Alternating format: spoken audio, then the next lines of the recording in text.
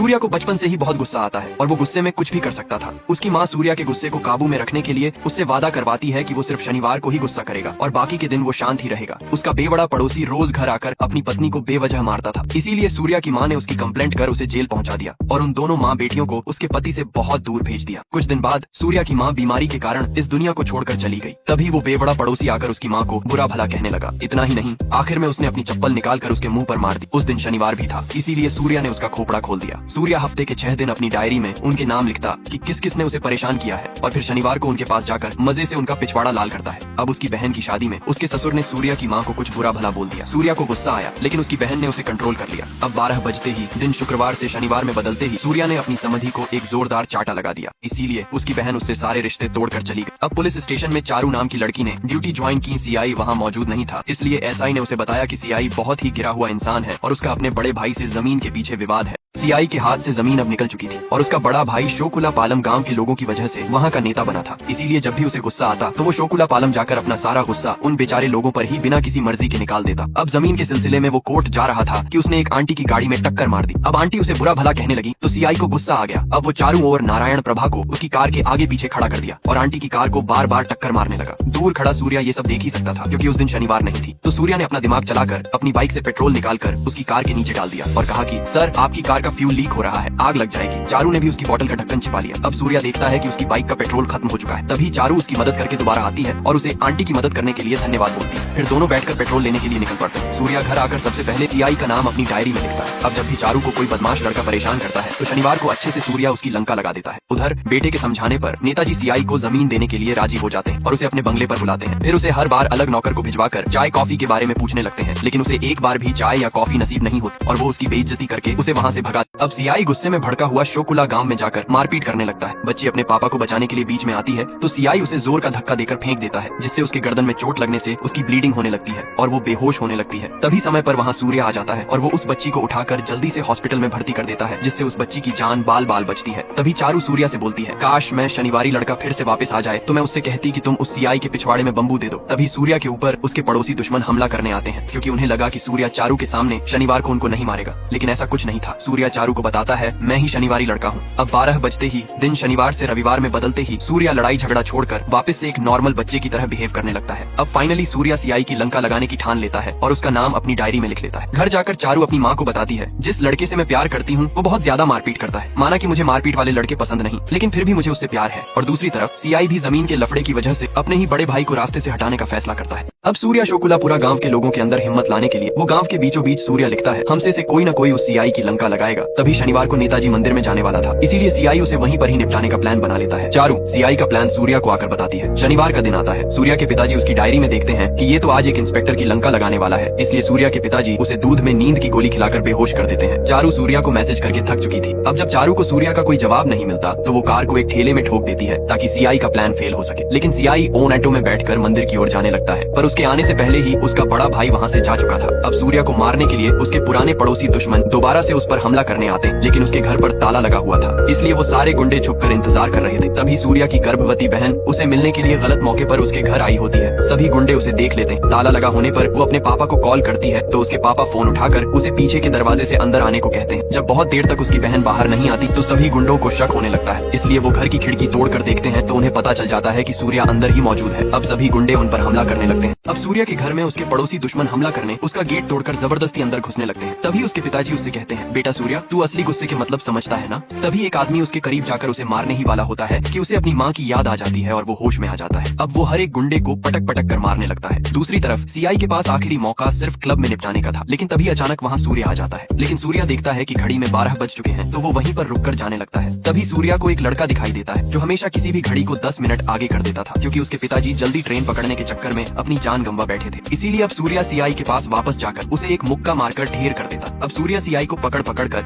उसकी लंका लगाने लगता है और उसके बड़े भाई को भी पता चल जाता है कि उसका छोटा भाई जमीन के चक्कर में उसे रास्ते से हटाने आया था। अब 12 बजते ही सूर्या वहाँ से चला जाता है और उसकी बहन उससे वादा करवाती है कि वो अब इस शनिवार वाले लड़ाई झगड़े से दूर ही रहेगा। लेकिन अब परेशानी की बात ये है कि उसके बड़े भाई को लगता है कि सीआई ने उसकी क्लब में उस गुंडे से जान बचाई है। अब सीआई और उसके बड़े भाई के बीच में जमीन का विवाद सूर्या की खातिर खत्म हो जाता है, लेकिन चारू सूर्या को फोन करके बताती है कि जैसा हमने सोचा था वैसा कुछ भी नहीं हुआ। उसका बड़ा भाई उससे कहता है कि जिसने भी मुझ पर हमला किया तू उसे नहीं छोड़ेगा। अब सीआई शनिवार वाले लड़के को ढूंढने के लिए एक सबूत पाता है कि वह शोकुल्ला पूरा गांव में ही मौजूद। अब वह शोकुल्ला पूरा गांव में जाकर एक एक को पीट पीट कर बुरा हाल करने लगता है। सूर्या वहाँ चुपचाप इसलिए खड़ा था क्योंकि वह शोकुल्ला पूरा गांव के लोगों के अंदर हिम्मत लाना चाहता था। अब उसका बड़ा भाई आकर उससे पूछता है तुझे कैसे पता चला कि उस वक्त वो मुझ पर हमला करने वाला है। सीआई यह बात कहकर टाल देता है मैं दिन भर आपकी ही हिफाजत में जुटा रहता हूँ। अब सीआई भी खुद सोच में पड़ जाता है कि हमने ऐसा क्यों नहीं सोचा, क्योंकि हम क्लब में बड़े भाई को निपटाने वाले थे। यह बात उस शनिवार वाले को कैसे पता चली। अब सीआई सोचने लगता है हम में से ही कोई एक है जो उस शनिवार वाले की मदद कर रहा है। अब उसे पता चल जाता है कि यह काम उस चारू लता का ही है और उसे यह भी पता चलता है कि यह और कोई नहीं बल्कि सूर्या ही है। अब उसका भाई आकर उसे वीडियो के सबूत साथ दिखाता है। मुझे पता चल गया कि आखिरकार कौन मुझे निपटाने आया था। अब उसका बड़ा भाई उसे मारने ही वाला था कि इतने में सीआई उल्टा उसे मारकर अपने ऑफिसर को भेजकर बाकी के लोगों के अंदर गलत खबर फैलाता है कि यह काम सूर्या ने किया है। नेक्स्ट पार्ट के लिए कमेंट। अब सीआई सीधा चारू लता के घर जाकर सूर्या को फोन करके कहता है तुझे याद तो है ना मैंने क्या कहा था, जिस दिन मुझे पता चला कि वो शनिवारी लड़का कौन है उस दिन उसके परिवार के सामने उसको जरूर निपटाऊंगा। अब सूर्या जल्दी से चारू के घर आता है तो चारू वहाँ मौजूद नहीं होती, लेकिन तभी वो उसकी माँ को देखता है तो उसे पता चलता है कि वो उसकी मामी है जिसे उसकी माँ ने पिछले कई साल पहले उसके बेवड़े पति से कहीं दूर भेज दिया था। और सूर्या जिस लड़की से बचपन से प्यार करता था वो और कोई नहीं बल्कि चारू ही है। अब सीआई सूर्या की गर्लफ्रेंड को उठाकर उसे पूरे गाँव में घसीटता हुआ ले जाने लगता है और वहाँ के लोगों के साथ मारपीट करने लगता है। इतने में वहाँ सूर्या आ जाता है, लेकिन उस दिन शनिवार न होने के कारण सूर्या सीआई को कुछ नहीं कहता और चुपचाप उससे मार खाता रहता है। सूर्या चाहे तो उसे वहीं सबक सिखा सकता था, लेकिन तभी सूर्या के पिताजी आकर सीआई को बताते हैं कि इसने अपनी बहन से वादा किया था कि ये इस शनिवार वाले लड़ाई झगड़े को छोड़ देगा। लेकिन आज उसकी बहन उससे कहती है माँ ने कहा था जिस दिन मुझे तेरा गुस्सा जायज लगेगा मैं तुझसे कुछ नहीं कहूंगी, और आज वही दिन है। अब सीआई को सूर्या का गुस्सा देखने के लिए इनमें से किसी एक को हिम्मत दिखानी होगी। अब सीआई एक छोटी बच्ची को जमीन पर पटक कर निपटाने जा रहा था। आगे जानने के लिए नेक्स्ट पार्ट में कमेंट करें। अब सूर्या ने अपनी बहन से वादा किया कि वह अपने इस लड़ाई झगड़े से दूर रहेगा, तो वह एकदम से बदल सा गया और शोकुल्ला पूरा गांव के लोग अब इस तलाश में थे कि आखिर वह शनिवार वाला लड़का कौन है। वे एक दूसरे को देखकर सोचने लगते हैं कि इसी ने ही क्लब में सीआई को अच्छे से धोया होगा। दूसरी तरफ सूर्या जो हर शनिवार को एक डायरी में नाम लिखता था, उसने अपनी बहन से किए वादे के अनुसार वह भी सब छोड़ दिया था। जिस पड़ोसी से उसकी हमेशा लड़ाई हुआ करती थी, आज उन दोनों में भी आपसी विवाद खत्म हो चुका था। जिस संबंधी को उसने अपनी बहन की शादी में गुस्से में आकर चाटा मारा था, आज वह उनसे भी हंसकर बात करने लगा था। लेकिन जब सबको पता चलता है कि असली शनिवारी लड़का सूर्या ही है, तब भी कोई आगे बढ़ने को राजी नहीं होता। सूर्या सीआई को बार बार रोकता रहता है। तभी उनमें से एक बूढ़े चाचा आकर सीआई के मुंह पर एक चाटा मार देते हैं। तब सभी गांव वालों के अंदर हिम्मत जाग जाती है और सूर्या सभी गुंडों की एक एक कर लंका लगाने लगता है। तभी नेताजी के बेटे को भी पता चल जाता है कि उसके पिताजी को सूर्या ने नहीं बल्कि सीआई ने निपटाया था। अब वह सीआई को उठाकर उसे शूट कर देता है और इसी के साथ यह मूवी खत्म हो जाती है। कमेंट में सूर्या की जय हो टाइप कर दीजिए।